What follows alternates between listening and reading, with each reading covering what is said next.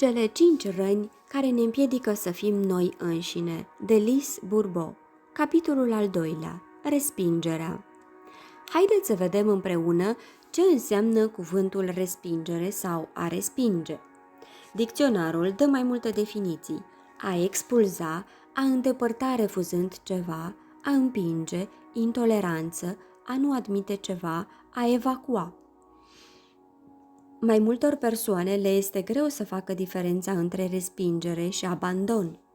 A abandona pe cineva înseamnă a te îndepărta de el pentru altceva sau pentru altcineva, în timp ce a respinge pe cineva înseamnă a-l înlătura, a nu vrea să-l ai lângă tine sau în viața ta. Cel care respinge folosește expresia nu vreau, în timp ce cel care abandonează spune mai degrabă nu pot. Respingerea este o rană foarte profundă, deoarece cel care suferă din cauza ei se simte respins în ființa lui și mai ales în dreptul său de a exista. Dintre cele 5 răni, este prima care se manifestă. Apare foarte devreme în viața unei persoane. Sufletul care se întoarce pe pământ pentru a vindeca acea rană trăiește în respingere încă de la naștere, iar uneori chiar înainte de a se naște. Să luăm exemplul copilului nedorit, cel care ajunge, cum se spune, prin accident. Dacă sufletul acelui bebeluș nu a rezolvat sentimentul de respingere, adică nu a reușit să fie bine, să rămână el însuși, în ciuda respingerii, bebelușul va trăi sigur o rană de respingere. Un exemplu elocvent este cel al noului născut care nu este de sexul dorit de părinți.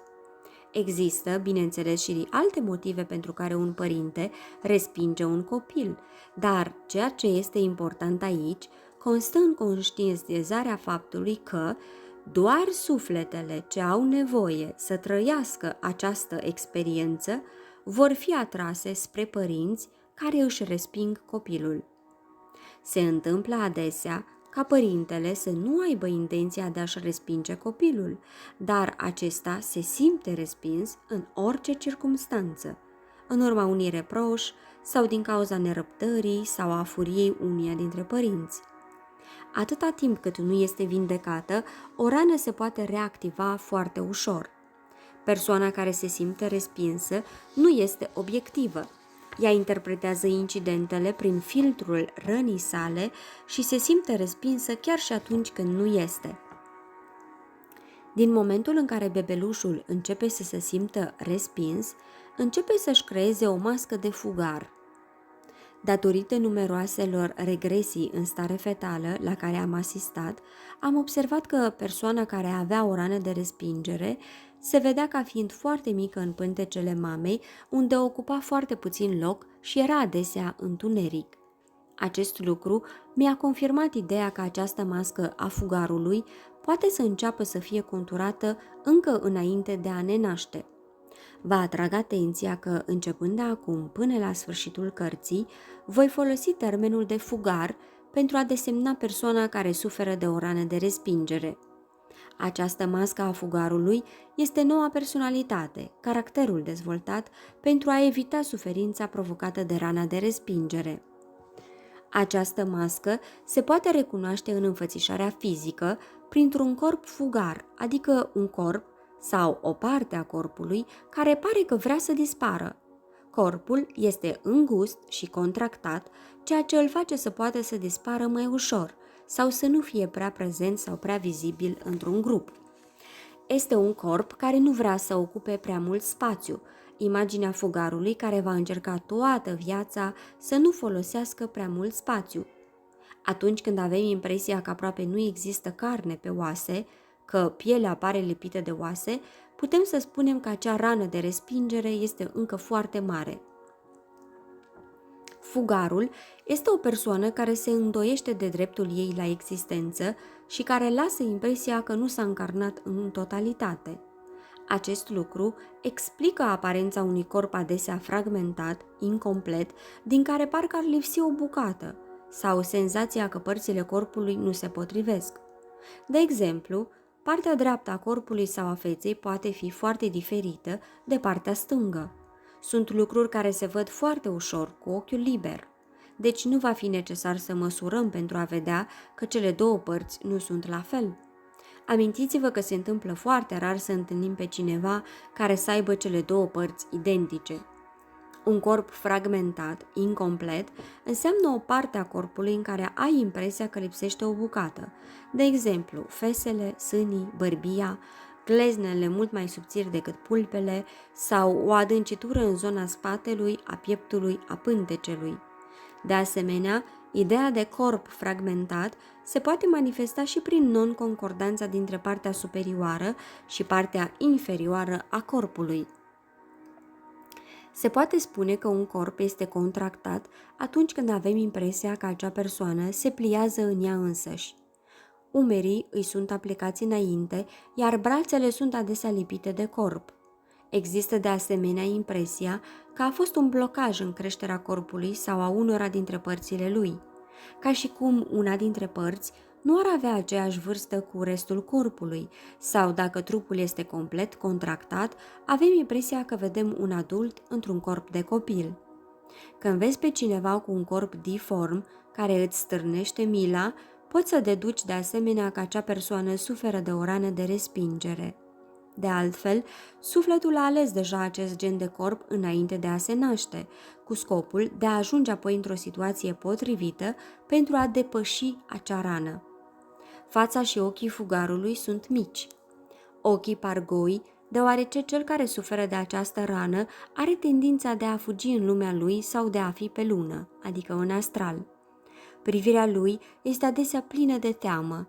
Privind chipul unui fugar, se poate întâmpla să avem impresia că vedem o mască, mai ales în jurul ochilor foarte încercănați. Chiar și el poate avea impresia că vede totul printr-o mască. Unele persoane mi-au spus că acea impresie poate să dureze o zi întreagă, în timp ce pentru altele poate dura doar câteva minute. Este o modalitate de a nu fi prezent cu adevărat la ceea ce se întâmplă, pentru a evita suferința, indiferent pe ce durată de timp. Atunci când cineva are toate caracteristicile precizate mai sus, rana sa de respingere este mult mai importantă decât dacă nu ar avea, de exemplu, decât ochii fugarului. Atunci când corpul cuiva indică aproximativ 50% dintre caracteristicile fizice proprii fugarului, putem crede că acea persoană își poartă masca pentru a se proteja de rana de respingere în 50% din timp. Acesta ar fi cazul, de exemplu, al unei persoane cu un corp destul de gros și cu glezne foarte mici. O singură parte a corpului ce corespunde caracteristicilor fugarului arată că rana de respingere este mai puțin importantă. A purta o mască înseamnă a nu mai fi tu însuți. Adoptăm o atitudine diferită, încă de mici, crezând că aceasta ne va proteja. Prima reacție a unei persoane care se simte respinsă este aceea de a fugi. Copilul pe cale să-și creeze o mască de fugar atunci când se simte respins este genul de copil care va trăi adesea în lumea lui imaginară. Lucru care explică de ce acest gen de copil este de obicei cu minte și liniștit, nu creează probleme și nu face mult zgomot. El se amuză singur în lumea lui imaginară și construiește castele de nisip. Poate chiar să creadă că părinții lui au greșit bebelușul la maternitate sau că nu ei sunt părinții lui adevărați. Este genul de copil care inventează diferite motive pentru a fugi de acasă, unul dintre acestea fiind dorința lui mare de a merge la școală. În schimb, odată ajuns la școală, mai ales când se simte respins sau se respinge pe el însuși, se regăsește pe lună, plecat în lumea lui. O doamnă mi-a povestit chiar că se simțea ca o turistă la școală. Acest gen de copil vrea ca ceilalți să-și dea seama de existența lui, chiar dacă nu crede prea mult în dreptul lui de a exista. De exemplu, mă gândesc la o fetiță care se ascunsese în spatele mobilei în momentul în care părinții ei aveau invitați acasă. Când ei și-au dat seama că fetița nu mai era acolo, au început toți să o caute, iar ea nu a ieșit din ascunzătoare, știind că toți erau din ce în ce mai îngrijorați. Ea spunea: vreau ca ei să mă găsească, vreau ca ei să-și dea seama că exist. Se vede din acest exemplu că fetița credea atât de puțin în dreptul ei de a exista, încât trebuia să creeze situații în care să-și poată demonstra acest drept. Cum adesea este vorba despre un copil al cărui corp rămâne mai mic decât cel normal, de multe ori seamănă cu o păpușă, cu o ființă foarte fragilă. De aceea, reacția mamei unui astfel de copil este adesea aceea de a-l supraproteja. Copilului îi se spune des că este prea mic să facă cutare sau cutare lucru. Copilul ajunge să creadă acest lucru în așa fel încât corpul lui rămâne mic. Pentru el, a fi iubit devine deci a fi sufocat.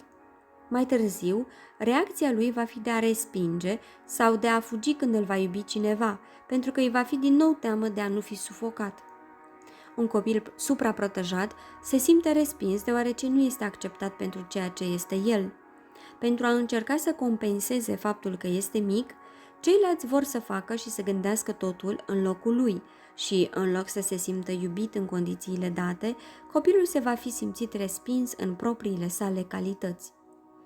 Fugarul preferă să nu se atașeze de lucrurile materiale, căci acestea l-ar putea împiedica să fugă atunci când dorește.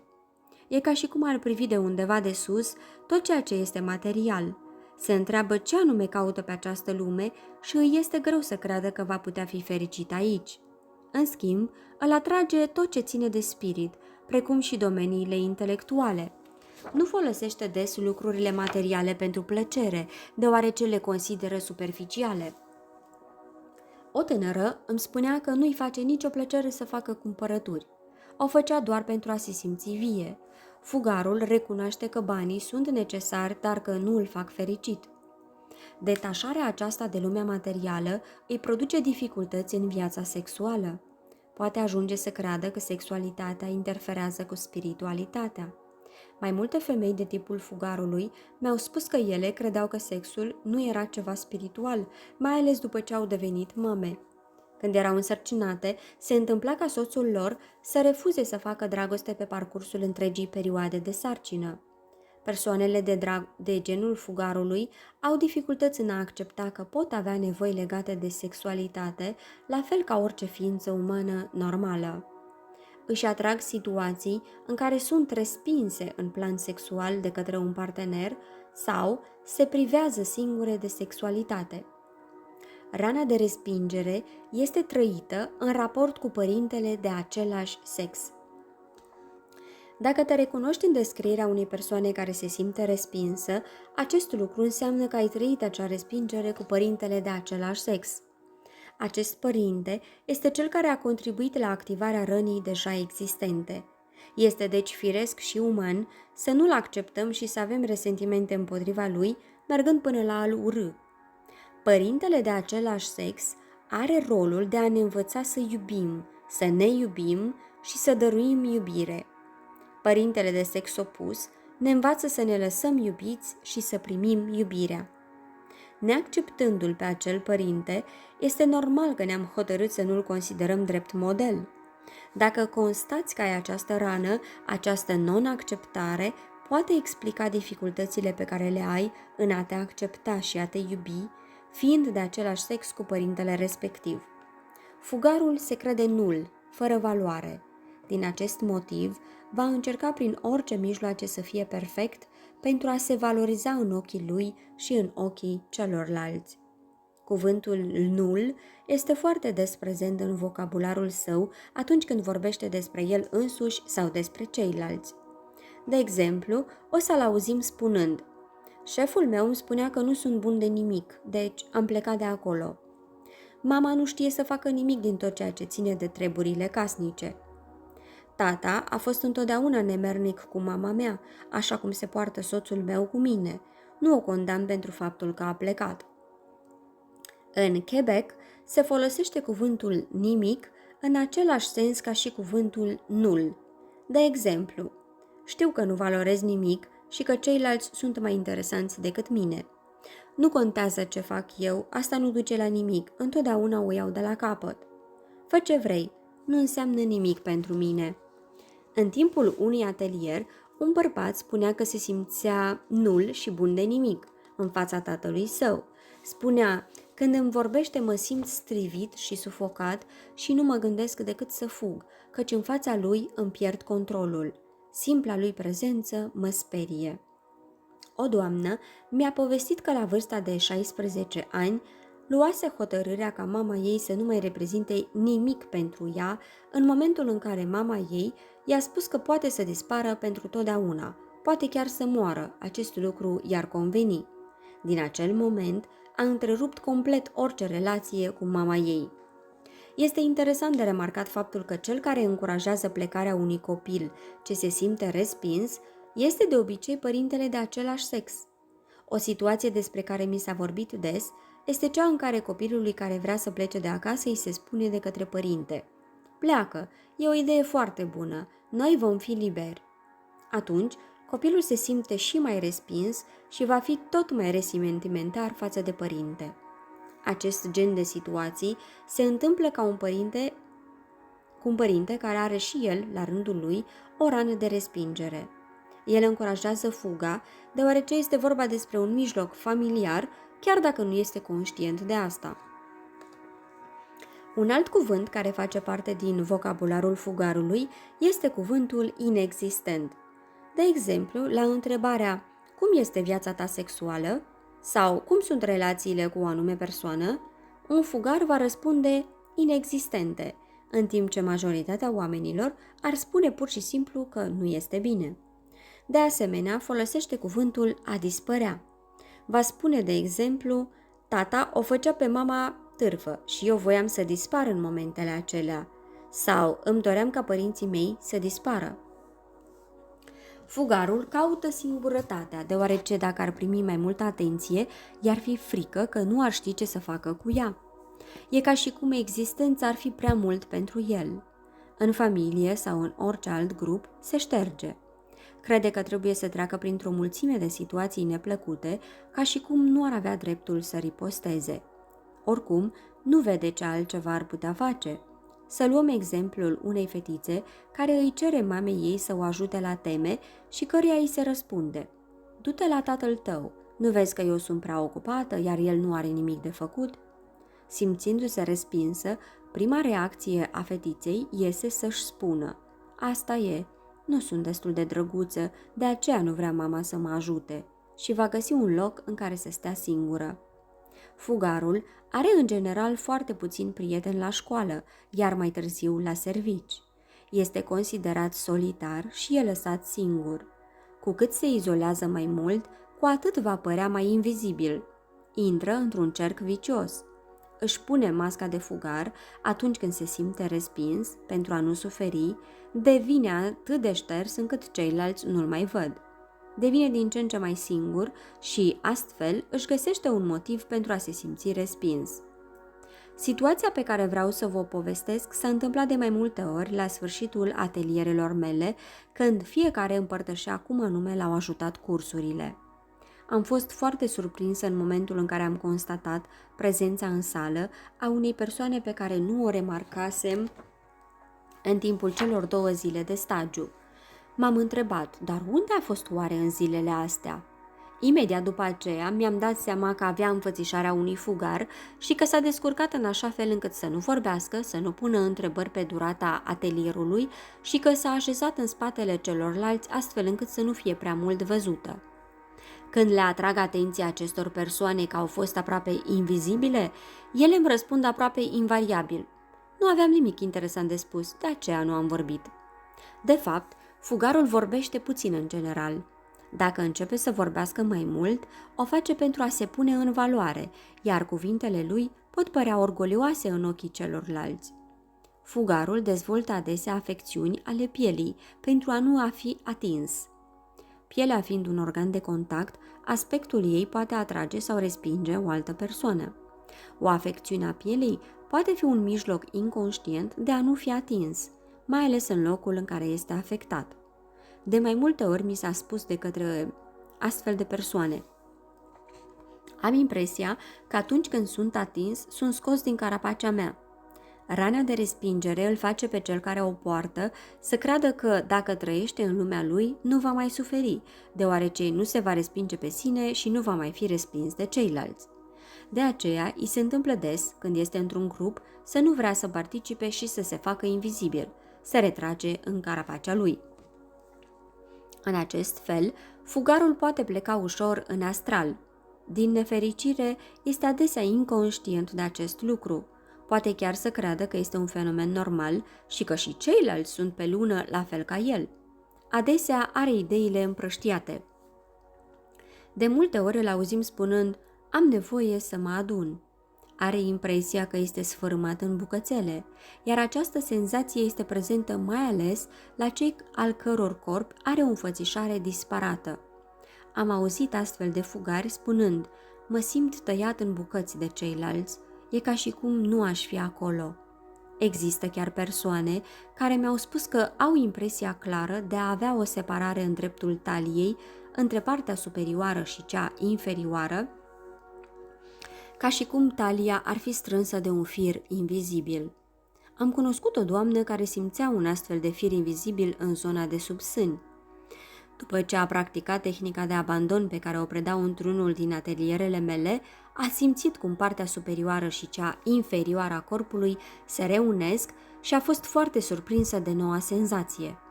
Acest lucru a făcut-o să conștientizeze faptul că nu se mai găsea cu adevărat în corpul ei încă din timpul copilăriei. Nu cunoscuse ce înseamnă a fi cu picioarele pe pământ.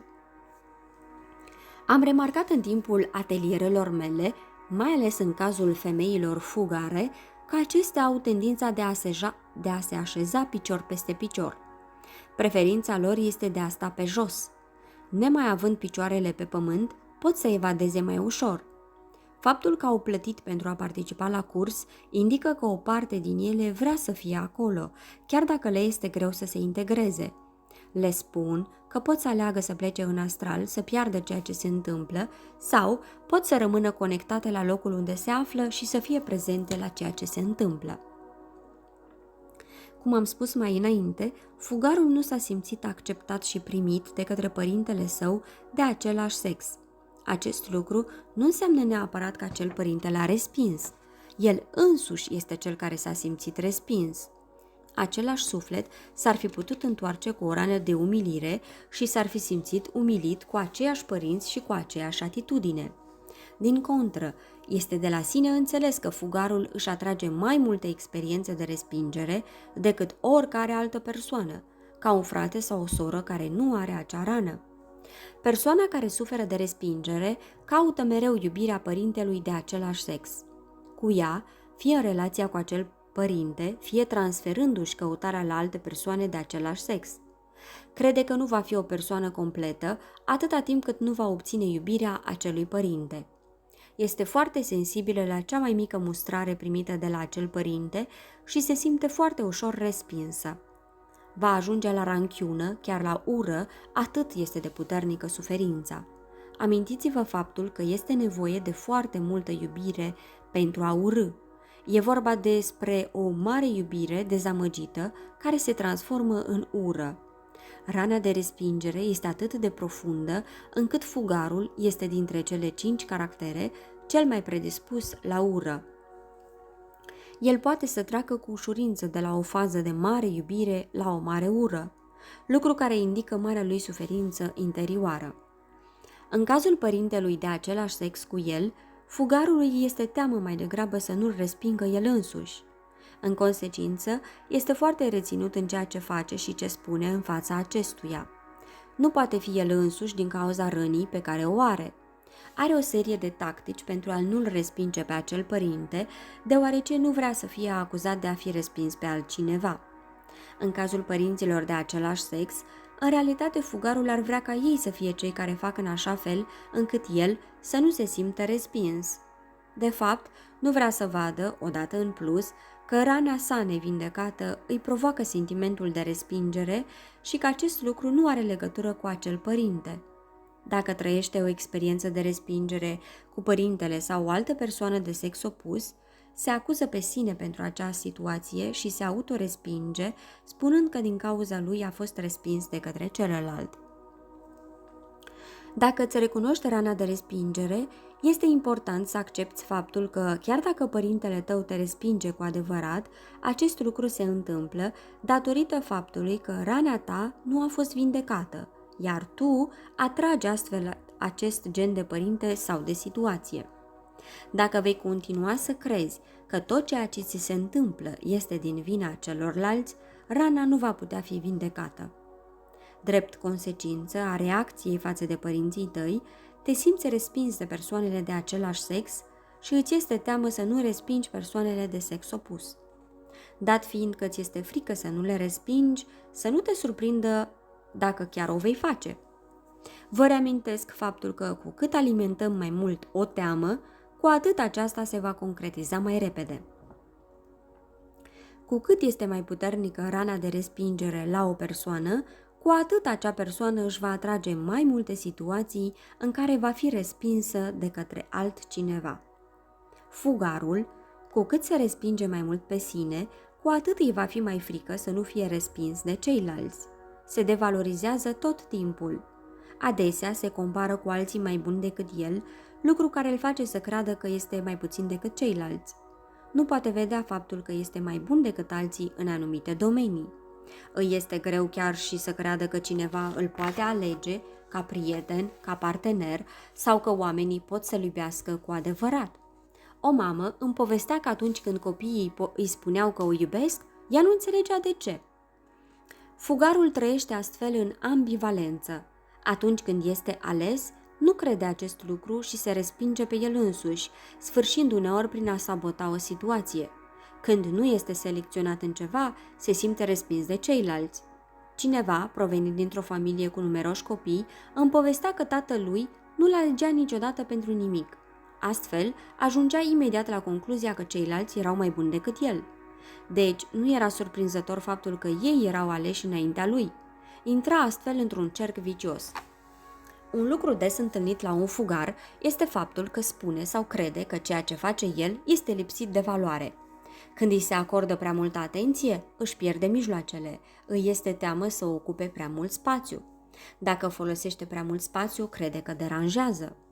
Iar a deranja înseamnă pentru el că va fi respins de persoana sau de persoanele pe care le incomodează sau pe care crede că le deranjează.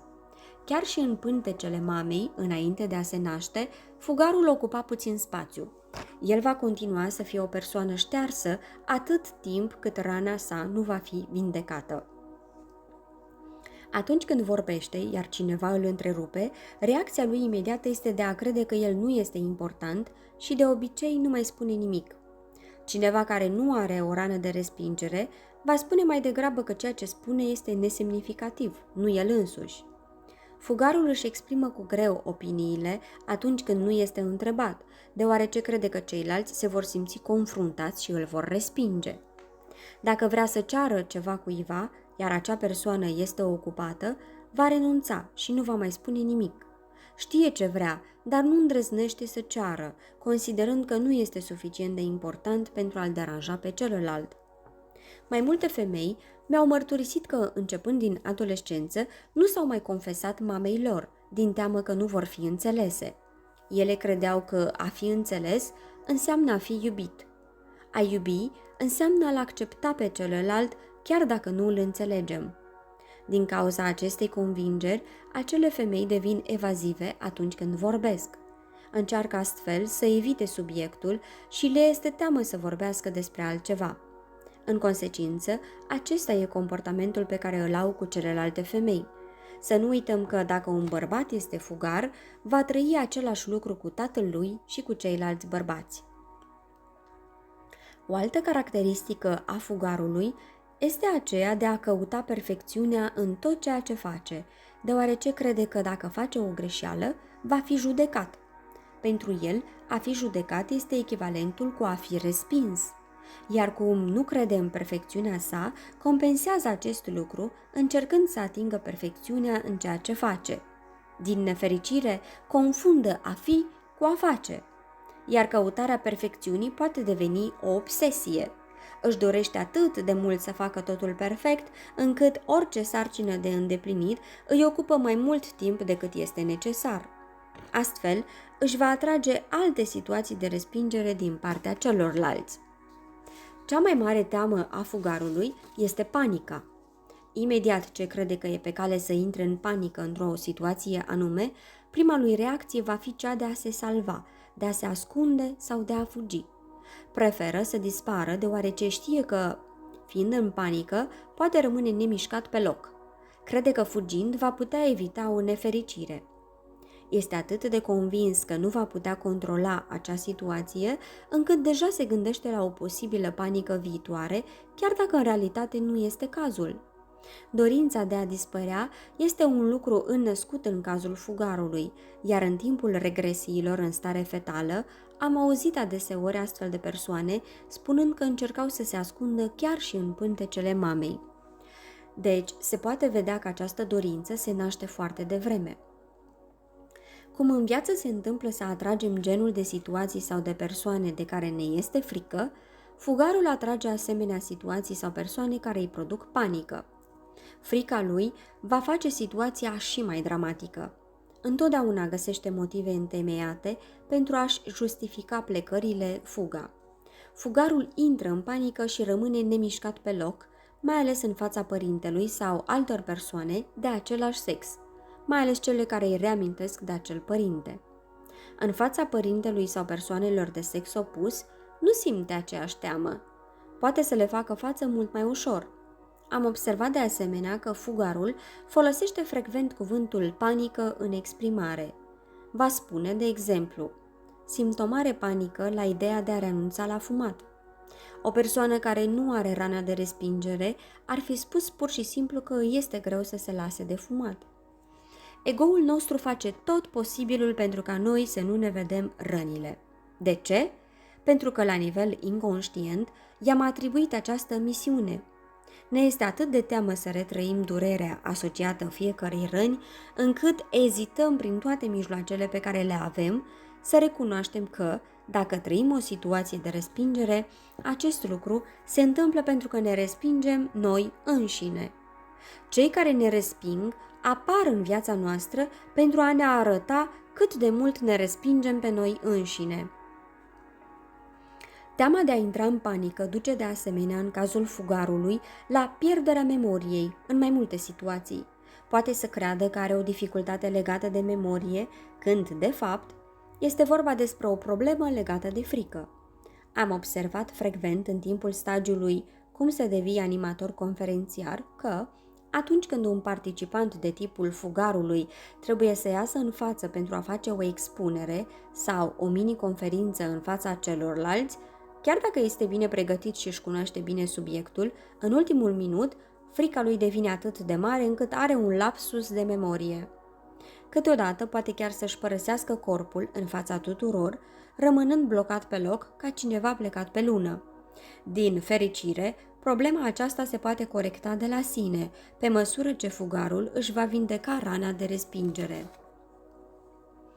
După cum reiese din ceea ce am menționat în acest capitol, este clar că rana de respingere ne afectează maniera de a comunica.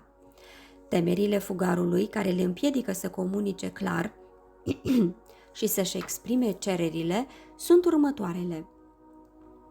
Teama de a nu fi interesant, de a fi considerat nul sau fără valoare, de a fi neînțeles și teama că celălalt îl ascultă din obligație sau din politețe. Dacă vă recunoașteți aceste temeri, acesta este un mijloc eficient pentru a descoperi că în acele situații nu sunteți voi înșivă și că rănile sunt cele care preiau controlul acțiunilor voastre. Este interesant de observat că rănile ne pot afecta de asemenea felul în care ne alimentăm. Ființa umană își alimentează corpul fizic la fel cum îl hrănește pe cel emoțional sau pe cel mental. La nivelul alimentației, fugarul preferă porțiile mici și deseori pofta de mâncare dispare atunci când trăiește o teamă sau emoții puternice. Dintre cele 5 tipuri menționate, fugarul este cel mai predispus la anorexie. Anorexicul se privează aproape în întregime de hrană, deoarece se crede prea gras, în timp ce în realitate este slab. Folosește această metodă pentru a încerca să dispară. Când îi se întâmplă să mănânce cu poftă și mult, încearcă să evadeze prin mâncare. Totuși, este o modalitate de a fugi mai rar întâlnită la un fugar. Alege mai frecvent alcoolul sau drogurile pentru fugă. Când îi este foarte frică, încearcă să consume multe dulciuri. Iar cum teama ne golește de energie, credem că mâncând dulciuri vom dobândi mai multă energie. Din nefericire, acest aport de dulciuri nu ne furnizează decât o energie temporară, care trebuie reînnoită periodic. În continuare, am notat câteva dintre bolile și indispozițiile care se pot manifesta la un fugar. Suferă adesea de diaree, deoarece respinge hrana, înainte ca trupul să fie avut timpul să asimileze cum trebuie elementele nutritive, așa cum se respinge pe sine sau respinge foarte repede o situație care ar putea fi bună pentru el. Alții suferă de aritmie, o neregularitate a ritmului cardiac. Când inima lor începe să bată cu o viteză nebună, au senzația că inima vrea să iasă din piept, să plece. Este un alt mod de a fugi dintr-o situație dificilă pentru ei. Am subliniat faptul că rana de respingere provoacă atât de mult rău încât este normal pentru un fugar să-și urască părintele de același sex, cel pe care îl acuza în copilărie pentru suferința lui. În același timp, îi este foarte greu să se ierte pentru resentimentele pe care le are față de acel părinte, de unde preferința lui de a nu vedea sau de a nu ști că i-a purtat pică sau că încă mai are ranchiună împotriva acestuia. Dacă nu își acordă dreptul de a-și urî părintele de același sex, va putea face un cancer, boala asociată cu ranchiuna sau ura, produse în urma unei dureri trăite în singurătate. Când cineva reușește să-și mărturisească că are resentimente față de unul dintre părinți, nu va mai avea cancer. Poate să facă o formă de boală violentă dacă va întreține ideile de agresivitate împotriva acelui părinte, dar boala nu va fi cancer. Cancerul se manifestă mai ales la persoane care au suferit mult și care se acuză pe ele însele. Nu vor să recunoască faptul că și-au urât unul dintre părinți, deoarece, admițând acea ranchiună, ar fi echivalent pentru ei să mărturisească că sunt o persoană rea, lipsită de inimă. La fel, ar însemna să admită faptul că îl resping pe acel părinte și nu invers, că părintele îi respinge pe ei. Fugarul nu și-a atribuit dreptul de a fi copil. S-a străduit să se maturizeze repede, deoarece credea că astfel va fi mai puțin respins. De aceea, corpul său sau o parte a acestuia seamănă cu corpul unui copil. Cancerul indică faptul că nu i-a dat dreptul copilului din el să sufere. Nu acceptă faptul că este absolut uman să-i porți pică părintelui pe care l-ai crezut a fi responsabil pentru suferința ta. Printre celelalte boli și indispoziții care îl pot afecta pe un fugar, se găsesc de asemenea problemele respiratorii, mai ales atunci când intră în panică. Poate avea și alergii, un ecou al respingerii pe care o simte față de anumite alimente sau substanțe. De asemenea, poate alege vărsăturile, respingerea alimentelor pe care le-a absorbit, pentru a-și arăta respingerea față de o situație sau persoană. Am auzit tineri care spuneau: "Aș vrea să-mi vomez mama sau tata."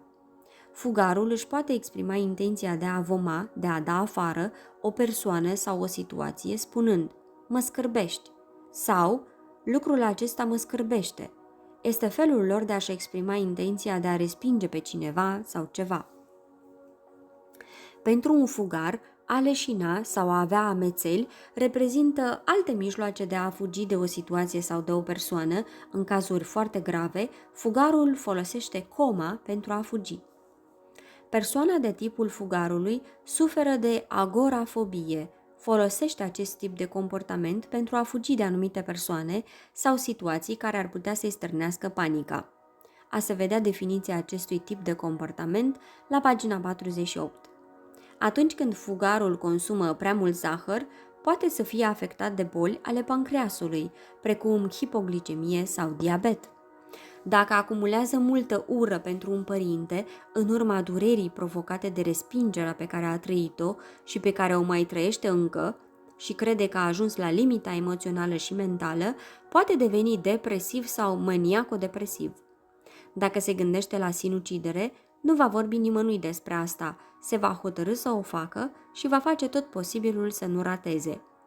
Cei care vorbesc des despre sinucidere și care ratează atunci când trec la act, sau mai degrabă cei care suferă de abandon. Sunt mai degrabă cei care suferă de abandon.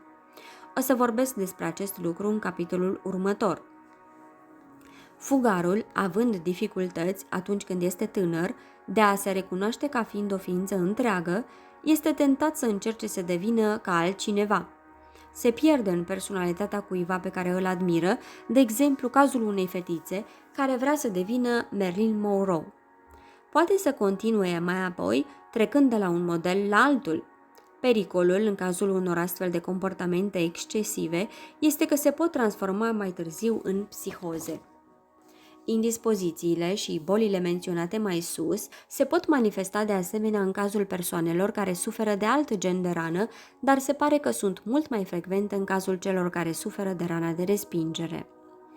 Dacă ați recunoscut rana de respingere în voi, este foarte posibil ca părintele de același sex să se fi simțit și el, la rândul lui, respins de părintele lui de același sex. În plus, există șanse mari să se simtă respins și de către tine. Chiar dacă acest lucru se întâmplă inconștient, la fiecare dintre voi, această observație s-a dovedit a fi corectă după verificarea ei în cazul a mii de persoane de tipul fugarului. Amintiți-vă că principala cauză a prezenței unei răni provine din incapacitatea de a ne ierta ceea ce ne facem nouă înșine sau ceea ce am făcut altora. Este greu să ne iertăm pe noi înșine, deoarece de obicei nu realizăm faptul că suntem ranchiunoși față de noi înșine. Cu cât este mai importantă rana de respingere, cu atât ne vom respinge mai mult sau vom respinge mai mult alte persoane, situații sau proiecte. Le reproșăm celorlalți tot ceea ce facem noi înșine și nu vrem să recunoaștem. Din acest motiv, atragem în jurul nostru persoane care ne arată ceea ce le facem celorlalți sau ce ne facem nouă înșine. O altă modalitate de a conștientiza faptul că ne respingem sau respingem o altă persoană este rușinea. De fapt, trăim un sentiment de rușine atunci când vrem să ne ascundem sau să mascăm un comportament. Este normal să ni se pară rușinos să avem anumite comportamente pe care le reproșăm celorlalți. Și, mai ales, nu vrem ca ei să descopere că avem aceleași comportamente ca și ei. Nu uitați că ceea ce am spus mai sus se întâmplă doar atunci când o persoană care suferă de respingere decide să-și poarte masca de fugar, crezând că astfel va putea evita suferința. În funcție de gravitatea rănii, câteodată masca este purtată câteva minute pe săptămână, alteori aproape în permanență. Comportamentele proprii fugarului sunt dictate de teama de a retrăi rana de respingere. Se poate ca voi să vă recunoașteți în anumite comportamente pe care le-am descris și nu în tot ceea ce am scris. Este aproape imposibil ca cineva să se recunoască în toate comportamentele menționate. Fiecare rană are propriile sale comportamente și atitudini interioare, iar aceste modalități de a gândi, de a simți, de a vorbi și de a acționa sunt legate de fiecare rană în parte, indicând deci o reacție la ceva ce se întâmplă în viața reală. O persoană aflată în reacțional nu este centrată, nu este ea însăși și nu poate să fie liniștită sau fericită. De aceea, este foarte util să reperăm momentele în care suntem noi înșine sau suntem în reacțional. Astfel vom putea să devenim stăpâni pe propria noastră viață și să nu ne lăsăm conduși de temeri. Capitolul de față își propune să vă ajute să deveniți conștienți de rana de respingere. Dacă vă recunoașteți în descrierea măștii de fugar, în ultimul capitol veți găsi informațiile de care aveți nevoie pentru a vindeca această rană și a redeveni voi înșivă, fără să credeți că viața este plină de respingeri la tot pasul. Dacă nu vă veți recunoaște în cele spuse în acest capitol, vă sugerez să verificați cu cei apropiați și care vă cunosc bine dacă ei sunt de acord cu voi înainte de a lăsa la o parte această posibilitate. Am menționat deja faptul că putem avea doar o rană mică de respingere. În acest caz, vom avea doar anumite caracteristici dintre cele enumerate. De asemenea, este important să vă încredeți mai întâi în înfățișarea fizică, deoarece corpul nu ne minte niciodată. În schimb, noi ne putem înșela cu ușurință. Dacă recunoașteți această rană la câteva dintre persoanele apropiate, nu trebuie să încercați să le schimbați. Puteți folosi mai degrabă ceea ce învățați acum pentru a vă dezvolta compasiunea pentru ceilalți, pentru a înțelege mai bine comportamentele lor reactive. E de preferat să citească ei înșiși cartea dacă își manifestă interesul în acest sens, mai degrabă decât să le explicați conținutul cu propriile voastre cuvinte. Caracteristicile rănii de respingere. Activarea rănii din momentul conceperii până la vârsta de 1 an. Nu simți că ai dreptul de a exista. Se activează în relația cu părintele de același sex cu tine. Masca, fugar. Părinte de același sex. Corpul, contractat, subțire sau fragmentat. Ochii mici, temători sau impresia de mască în jurul ochilor. Vocabular folosit, nul, nimic, inexistent, a dispărea. Caracter, detașat de material, perfecționist, intelectual, trece de la etape de mare iubire la faze de ură profundă, nu crede în dreptul lui de a exista, dificultăți sexuale, se crede nul fără valoare, caută singurătatea, este șters, are capacitatea de a se face invizibil, găsește diverse mijloace de a fugi, pleacă în astral cu ușurință, se crede neînțeles, are dificultăți în a lăsa să trăiască pe copilul său interior. Cea mai mare teamă, panica.